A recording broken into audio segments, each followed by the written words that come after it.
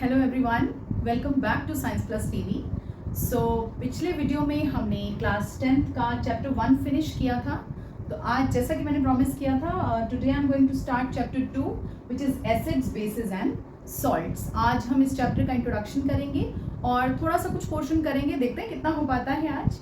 Okay, but before I start teaching this I want you to subscribe my channel. Okay, and let's start now. So acids, bases and salts class 10th के level का पढ़ना शुरू करने से पहले let's recapitulate, let's recall कि हमने acids, basis और सॉल्ट्स के बारे में ऑलरेडी क्या पढ़ा है। So again I am telling you that I am following the NCERT only. So आप अपनी बुक का इस्तेमाल भी कर सकते हैं while studying with science plus TV. So let us start. So हमने अपने पिछली क्लासेस में पढ़ा है, we have studied that acids और बेसिस जो है वो टेस्ट के अकॉर्डिंग हमें पता चलते हैं, राइट। एसिड्स जो हैं that are sour in test, ठीक है, यानी कि एसिड्स कौन से होते हैं, विच आर जो खट्टे सब्सटेंसेस हैं, those are acids. And bases जो हैं दैट आर बिटर, यानी कि कड़वे। इनका टेस्ट कैसा होता है, बिटर, ठीक है। Up to this we have studied this that acids are sour in taste, bases are bitter in taste. Okay, अगर हमारी फैमिली में किसी को हम ये कहते हैं ना जनरली इनडाइजेशन हो गया है या एसिडिटी हो गई है, we use this word very commonly during indigestion कि acidity हो गई है। Whenever we get some acidity in our stomach, so which kind of substances we prefer? We prefer acidic or basic substances. Definitely we prefer the basic substances like magnesium hydroxide, solution of magnesium hydroxide जो हम medicines लेते हैं generally for acidity, वो medicines कैसे होते हैं, basic होते हैं। So basically acids और bases जो हैं वो एक दूसरे को न्यूट्रलाइज करते हैं। जब हम एसिडिटी में कोई बेसिक सब्सटेंस कंज्यूम करते हैं, it न्यूट्रलाइजेज the acidity in the stomach and release the indigestion, ठीक है। सो यहीं से हमारे पास जो है थोड़ा सा आता है इसका कि एसिड्स और बेसिस का हमारी लाइफ में क्या इंपॉर्टेंस है। ऐसे ही बहुत सारी चीज़ें हैं जिनकी वजह से हमें एसिड्स और बेसिस की स्टडी करनी चाहिए। सो लेट अस स्टडी, हम जो है एसिडिक और बेसिक सब्सटेंसेस को सार और बिटर तो हम तभी बता पाएंगे जब वो हम टेस्ट कर पाएंगे, right. But in our lab we have many chemicals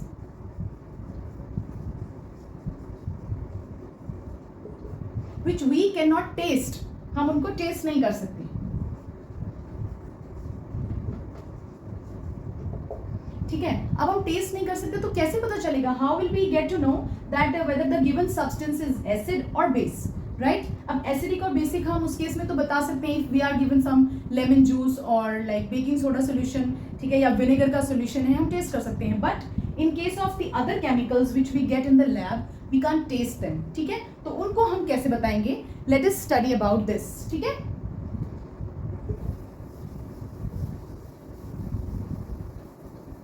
सो जब हम टेस्ट नहीं कर सकते केमिकल्स को, तो हमारे पास काफी इंटरेस्टिंग मेथड्स आते हैं डे टू डे लाइफ में, जिनको हम बोलते हैं इंडिकेटर्स।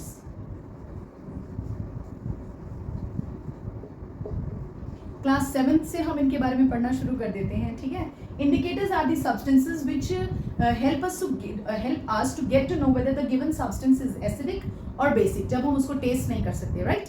सो इंडिकेटर, सबसे पहले हमने जो बेसिक इंडिकेटर किया था, हमने किया था लिटमस,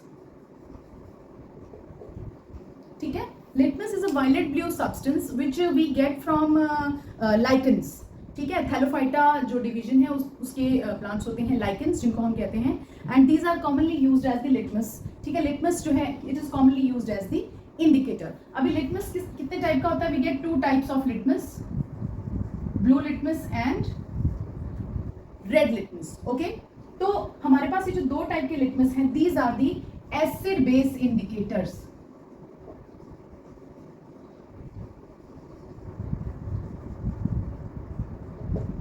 ठीक है। ब्लू लिटमस और रेड लिटमस को हम इस्तेमाल कर सकते हैं to get to know whether the given substance is acidic और basic. So blue litmus reacts on acids, ठीक है। जब एसिड्स को ब्लू लिटमस को एसिड्स में डाला जाता है, asset turns blue litmus into red, ठीक है। और red litmus is a base indicator, जब रेड लिटमस को बेस में डाला जाता है इट टर्न्स ब्लू, ठीक है. So basically red litmus is a base indicator and blue litmus is a acid indicator. ठीक है. ब्लू जो है वो एसिड्स जो है वो ब्लू लिटमस को रेड करते हैं, while bases turn red litmus to blue. Acids turn blue litmus red, bases turn red litmus blue. ये चीज बहुत ध्यान देने की है. You have to learn this, you have to memorise this thing. Okay. अभी इसी से रिलेटेड एक छोटा सा क्वेश्चन है which is given in your book on the page number, तो मुझे नहीं पता चल पा रहा. Yes, it is given on the page number 18. Page 18 पे एक क्वेश्चन है. ठीक है. Let's discuss that question also. Quickly हम डिस्कस कर लेते हैं. The question says that you have been given 3 liquids, 3 transparent liquids.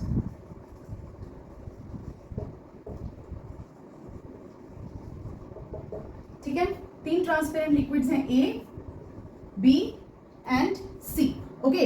इनमें से एक जो है डिस्टिल्ड वाटर है, एक एसिड है और एक बेस है. And now you are given only red litmus paper.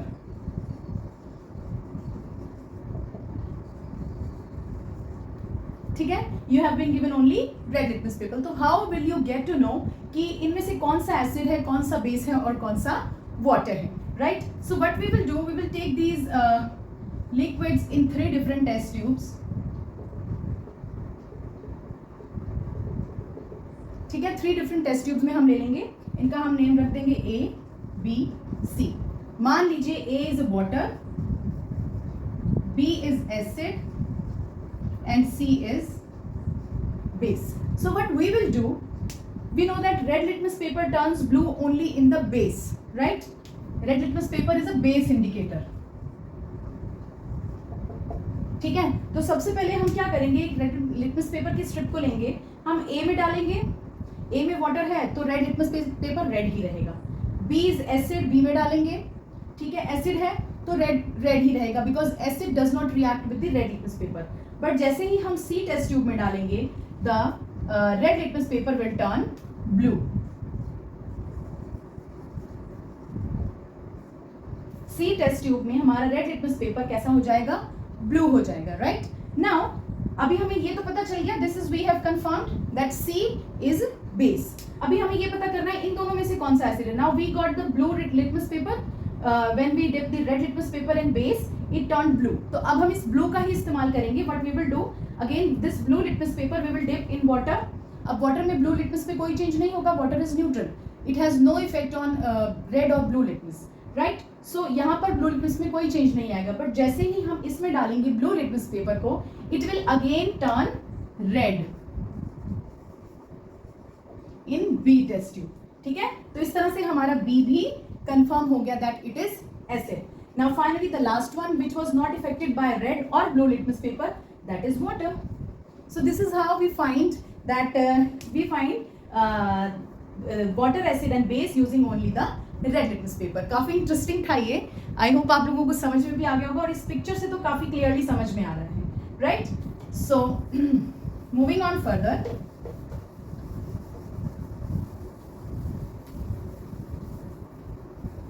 अभी ये तो था सिर्फ लिटमस के बारे में. Now we will have to understand some properties of chemical properties of acids and basis.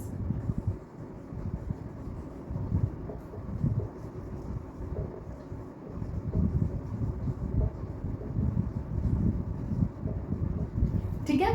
तो केमिकल प्रॉपर्टीज के लिए हम क्या करेंगे, हमारे पास कुछ एक्टिविटीज गिवन है. First of all we have activity 2.1 जिसमें हमने कुछ लिक्विड्स को लिया है फ्रॉम द लैब. उसमें से कुछ एसिड्स हैं और कुछ बेसिस हैं. ओके. सो हम इन सॉल्यूशंस को जो है इनको इंडिकेटर से चेक करेंगे. We have to use different indicators. Now I will have to tell you about indicators first. जैसे हमने लिटमस की बात की थी, एसिड में, बेस में. ठीक है. लिटमस एसिड में कौन सा काम करता है, blue litmus, which turns acid into which turns blue acid turns blue litmus into red and base turns red litmus to blue. ये तो हमारे पास एक इंडिकेटर था. We have other indicators also which are available in the lab. So the second one is methyl orange. ठीक है। Methyl orange जो है वो बेसिकली ऑरेंज कलर का होता है, but when it is put in acid में जब इसको डालते हैं तो it turns bright red colour. Acid में ये किस कलर का हो जाता है? रेड कलर का। और बेस में जब इसे डाला जाता है it gives the yellow colour. ठीक है, these are basically the colour indicators, colour change होता है जिनके अंदर, right. The third one,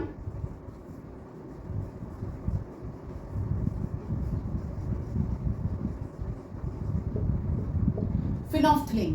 okay, phenolphthalein जो है it is a base indicator.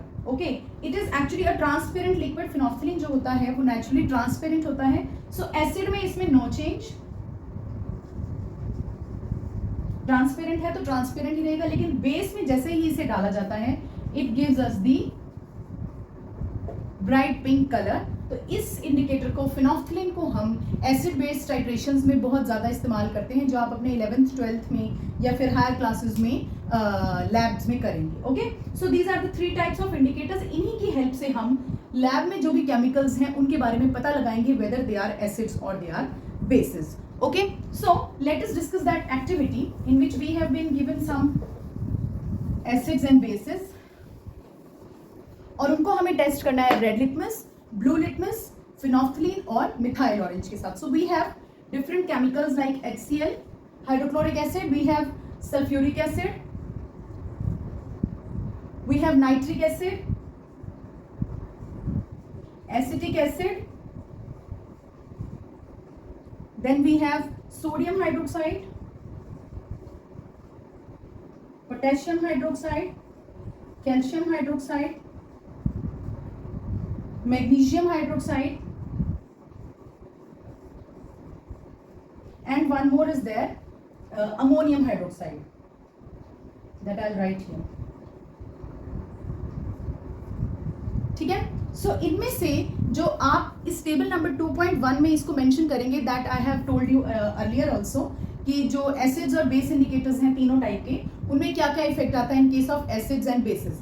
जब हम उस एक्टिविटी को चेक करेंगे, when we will do the same with all these chemicals, हम इन डिफरेंट इंडिकेटर्स के साथ इनको ट्रीट करेंगे। So but we will find out that this is an acid, HCl hydrochloric acid, H2SO4 sulfuric acid, HNO3 nitric acid is also an acid, and acetic acid जिसको vinegar भी बोलते हैं हम, so that is also an acid. ठीक है, अभी आप देख रहे हैं sodium hydroxide, it will give all the tests of base. Potassium hydroxide base, calcium hydroxide base, magnesium hydroxide is also a base, and finally the ammonium hydroxide is also a base. ठीक है, तो colours का indication मैं आपको पहले बता चुकी हूँ। ठीक है, आप इसी वीडियो में आप चेक कर सकते हैं दोबारा से, और इनके अकॉर्डिंग ही आप अपने टेबल को कंप्लीट कर सकते हैं। Okay, so that was all about the activity 2.1। उसके बाद ये तो थे कलर इंडिकेटर्स। ठीक है, हमारे पास आते हैं कुछ और टाइप के इंडिकेटर्स भी।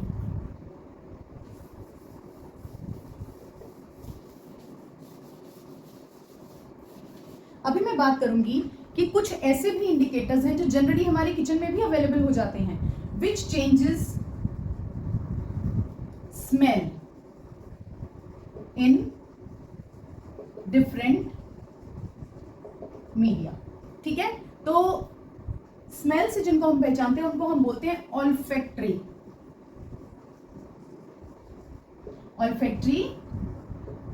इंडिकेटर्स। ठीक है, olfactory indicators, what are olfactory indicators? These are the indicators which changes smell in different media, acidic और basic. So इनमें से हमारे पास 2-3 हैं जिनको हम टेस्ट करेंगे, vanilla, onion juice and clove oil. ठीक है, ये तीनों ही हमारे किचन के ही प्रोडक्ट्स हैं। क्लोव ऑयल यानी कि लौंग का तेल। ओके, सो इनमें क्या होगा, एसिड में और बेस में। सो बेसिकली इन तीनों में ही क्या होगा कि एसिड में इनकी स्मेल में नो चेंज, कोई चेंज नहीं आएगा, no change, no change, no change. But जैसे ही इनको हम 1 by 1 किसी बेसिक सॉल्यूशन में डालेंगे, they will lose their aroma. Aroma यानी कि उनकी खुशबू जो है बिल्कुल ही चली जाएगी सभी के केसेस में, इन तीनों के केसेस में। So these 3 are acid base indicators. अगर हम एसिड में डालेंगे, एसिडिक सॉल्यूशन में डालेंगे वनीला को, तो उसकी खुशबू में कोई चेंज नहीं आएगा, but the same is when put in the base, it will lose its aroma completely. Okay, same will happen with the onion juice and the clove oil also. Okay, so this was all about the indicators. ठीक है, उसके बाद जो है अगले video में मैं start करूंगी topic how do acids and basis react with metals. ठीक है, यहाँ से इस चैप्टर के केमिकल रिएक्शंस भी स्टार्ट होंगे और हम एसिड्स और बेसिस की और प्रॉपर्टीज के बारे में भी स्टडी करेंगे। सो आई होप यहाँ तक आपको समझ में आ गया होगा। We have discussed a few activities और मैंने आपके साथ एक क्वेश्चन भी डिस्कस किया है। सो स्टे ट्यून्ड, चैप्टर को कंप्लीट करने तक मेरे साथ रहिए and we will be moving further in the syllabus. So thank you so much everyone.